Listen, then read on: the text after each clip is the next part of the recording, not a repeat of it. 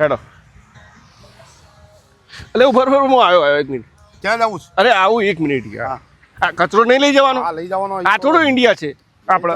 આ ભૂલી ગયા આપણે. ઇન્ડિયા હોય તો લઈ લેવાય. આ તો આપણી અવેરનેસ નથી. ઇન્ડિયન હોય તો પણ ઇન્ડિયામાં લઈ લેવાય, પણ આપણી અવેરનેસ નથી. ઇન્ડિયામાં ક્યાં સમજે છે પબ્લિક? આપણે અહીંયા આવીને તો સમજે છે ને.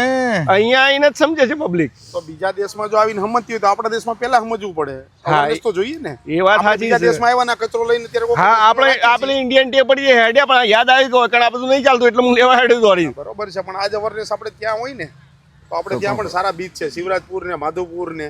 સાચી વાત ત્યાં છે. જો લોકો અવેરનેસ રાખે ને તો આવી રીતે ક્લીન જ રહે. એ વાત સાચી છે. આ જો અહીંયા આપણે બેઠા છીએ ને કોઈએ કચરો નહીં નાખ્યો ને આજુબાજુમાં કોઈને કચરો નહીં નાખ્યો એટલે આપણે યાદ આવ્યું કે આપણે બી અહીંયા કચરો ના નખાય. આખો બીચ ફૂલ છે. જો પાર્કિંગની બી જગ્યા નથી ક્યાંય.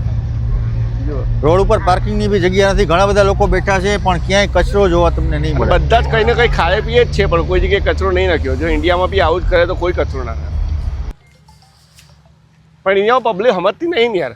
પણ એકવાર શું તમે જોયું કે ઇન્ડિયામાં જ કોઈ પણ મસાલો ખાશે કે એવું કશે ને કોઈ ખાશે ને તો તરત જ નાખી દે છે, અને એ જ પબ્લિક એ જ વ્યક્તિ જો અહીંયા ફરવા આવ્યો છે ને તો નહીં નાખો, નહીં નાખે તો ખિસ્સામાં નાખશે.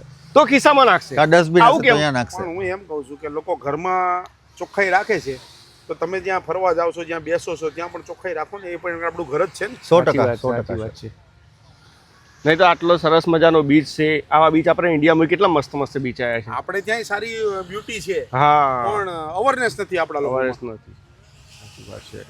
તો મિત્રો અવેરનેસ કેવડો, અને આપણા દેશમાં પણ જેટલી બને એટલી ચોખ્ખાઈ રાખીએ. આપણે આજથી એક નિયમ બનાવીએ કે ભાઈ આપણે ક્યાંય કચરો નહીં કરીએ, ક્યાંય ગંદકી નહીં કરીએ. લોકો આપણા દેશમાં પણ ફરવા આવે અને આપણા વખાણ કરીને જાય એવું કંઈક કરીએ આપણે. સાચી વાત છે. હું તો રજનીગંધા ખાવ તો એનો પડી કોઈ હિસાબ નાખી દઉં છું. સાચી વાત છે.